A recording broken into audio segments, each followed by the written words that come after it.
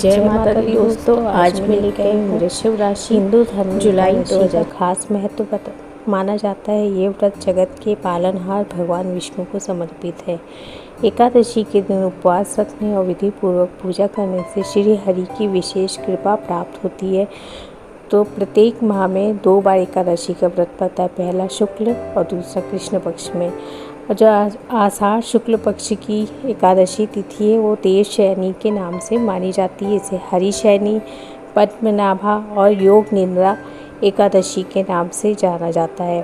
धार्मिक मान्यताओं के अनुसार देवशयनी एकादशी के दिन से भगवान विष्णु का शयन काल प्रारंभ हो जाता है, इसलिए इसे देवशयनी एकादशी कहते हैं। देवशयनी एकादशी के 4 माह के बाद भगवान विष्णु देव उठनी एकादशी के दिन जागते हैं। तो चलिए जानते हैं इस साल 2024 में देवशयनी एकादशी का व्रत, पूजा विधि, शुभ मुहूर्त और पाठ का क्या समय रहेगा। चलिए मैं आगे बताती हूँ। हिंदू पंचांग के अनुसार आषाढ़ शुक्ल पक्ष की एकादशी तिथि का आरंभ 16 जुलाई 2024 को रात 8:33 से होगा और इसका समापन 17 जुलाई को रात 9:02 पे होगा। तो देवशयनी एकादशी का व्रत 17 जुलाई 2024 बुधवार को रखा जाएगा। देवशयनी एकादशी व्रत का बहुत महत्व है। माना जाता है कि देवशयनी एकादशी के दिन से भगवान श्री विष्णु विश्राम के लिए क्षीर सागर में चले जाते हैं और पूरे 4 महीनों तक वहीं रहेंगे। भगवान श्री हरि के शयन काल के इस 4 महीनों को चतुर्मास के नाम से जाना जाता है। इन 4 महीनों में श्रावण, भाद्रपद, अश्विन और कार्तिक मास शामिल है। चतुर्मास के आरंभ होने के साथ ही अगले 4 महीनों तक शादी, ब्याह आदि सभी शुभ कार्य करना वर्जित हो जाता है। देवशयनी एकादशी का व्रत रखने और भगवान विष्णु के साथ माँ लक्ष्मी की पूजा करने से जीवन में खुशहाली और सुख समृद्धि आती है। 17 जुलाई 2024 को देवशयनी एकादशी पर सर्वार्थ सिद्धि योग, अमृत सिद्धि योग, शुभ योग और शुक्ल योग बन रहे हैं। इन योगों को बनना बहुत ही शुभ माना जाता है। इन शुभ योगों में देवशयनी एकादशी का व्रत रखना, भगवान विष्णु और माता लक्ष्मी की पूजा करना बहुत ही सुख समृद्धि प्रदान करता है।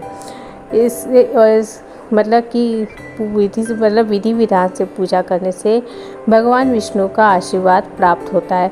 विष्णु भगवान की आराधना करने के लिए एकादशी व्रत से कोई भी प्रभावशाली व्रत नहीं है। दिन जप तप, पूजा पाठ, उपवास करने से भगवान श्री हरि की कृपा प्राप्त कर लेते। भगवान विष्णु को तुलसी बहुत प्रिय है। बिना तुलसी दल के भोग इनकी पूजा को अधूरा माना जाता है। ऐसे में देवशयनी एकादशी पर तुलसी की मंजरी, पीला चंदन, टोली, अक्षत, पीले पुष्प, ऋतु फल मतलब मौसमी फल और धूप, दीप, मिश्री आदि से भगवान वामन की भक्ति भाव से पूजा करनी चाहिए।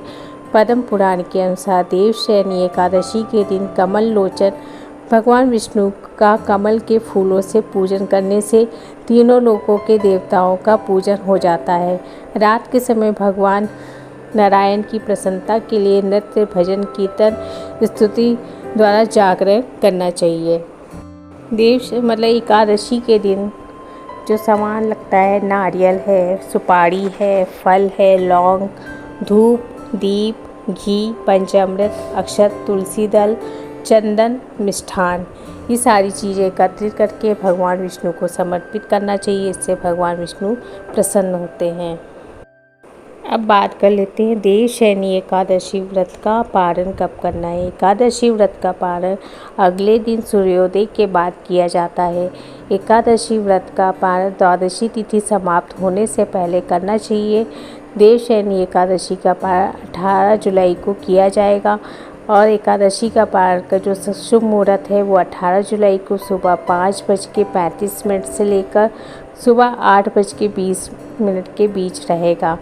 तो जो द्वादशी तिथि का समापन है वो 18 जुलाई को सुबह 8:44 पे हो जाएगा।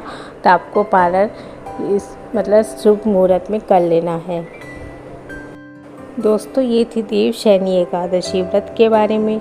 वीडियो पसंद आए तो लाइक शेयर सब्सक्राइब कर लीजिएगा। मिलते हैं नेक्स्ट वीडियो में, तब तक के लिए धन्यवाद।